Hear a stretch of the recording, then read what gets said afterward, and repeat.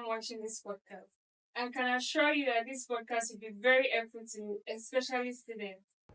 This podcast is for university students looking for solid advice on to expand their knowledge on how to be on track and to avoid pitfalls in the university. Welcome back to Campus Compass, and today with me we have a very special guest. His name is Emmanuel Abiodun, popularly known as Ibadan.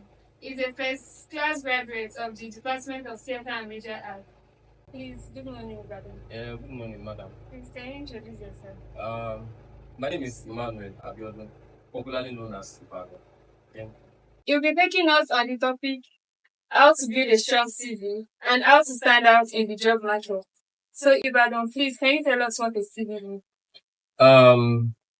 Basically, I can say a CV is a short description of one's personal background, educational and professional history.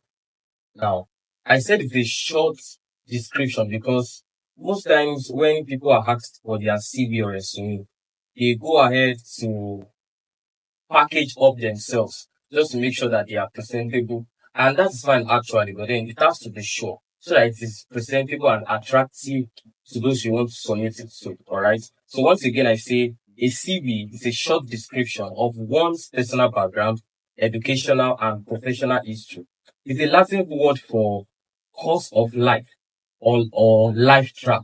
Now, when I'm asked for my CV, what I'm personally submitting is my life track, my educational life track, my personal information, and my background. You understand what I'm saying? So what are the features of CV? The first and most important features of CV is my personal or your personal information. You have to provide a vivid information about yourself. And what are these informations about? Your name, your address, your present address. Most times when people are asked to bring their CV, they include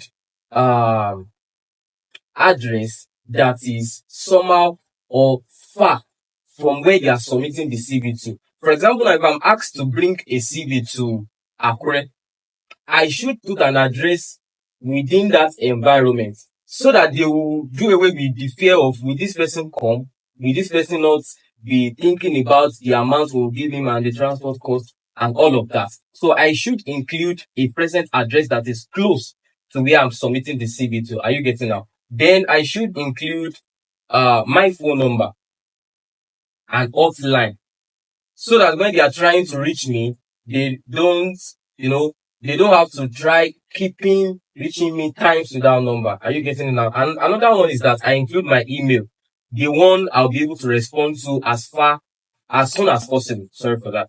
The one I'll be able to respond to as soon as possible because there are some of us that have countless of email address. So we should include the one that is the one that will be able to attend to as soon as possible. Another one is my educational background. When I'm asked to bring a CV, another feature to consider in the compilation of my CV is my educational background, and it should start from the latest. For example, now if I'm in the process of getting my PhD degree, I should include that. Even if I have not finished it, I should include PhD in view. I should start with that. Then masters. So please. Also, my VA certificate will also include it. So it will start with the latest down like that. I don't know if you understand what I'm saying. So if I'm asked to bring a CV now, my educational background should include my present courses, maybe masters, then VA, then secondary, and then primary optional. In fact, the primary school leaving certificate is optional in most cases. Another one is that I should include my work experience. For example, if I'm asked to bring a CV to a TV station, if I have work experience in that regard, that should be my priority, even if I've done some other things in the past. My work experience in line with the job I'm seeking should be included in the work experience that I will include in my CV. Then I should also consider adding professional certificates if at all I have one. You understand what I'm saying? Then I should also include award if at all I have one. So I should include my awards. I should include my working experience. Now, there are some times that some of us ask for our CV, and then they will ask, the person should at least have 5 years of working experience. Some of us have issues with this. But in most cases, we do have, but we don't actually pay attention to them. For example, now I entered school in 2017, and right from December 2017, I've engaged myself in series of production, both within and outside school. You understand what I'm saying? There are some of us that while growing up, we manage our parents' shop. We should include it in our working experience because it's worth it. There are some of us that we manage our parents' shop, and then we are more like the face of the place. When they don't see your parents and they see you, they will be like, okay, this person can answer our question. So one way or the other, you have working experience in that regard. What you just need is to package it up. Managing director of maybe Talks and Chooks company. It sounds funny, but it's working experience. So we should know how to package ourselves up, so that we are presentable and then we attract the attention of our job givers. Thank you. Thank you very much for that. You're welcome. So Yeah. I ask one more question before we end this episode. All right. So how can somebody stand out in the job market? Standing out in the job market is as simple as as anything. It's as simple as ABC.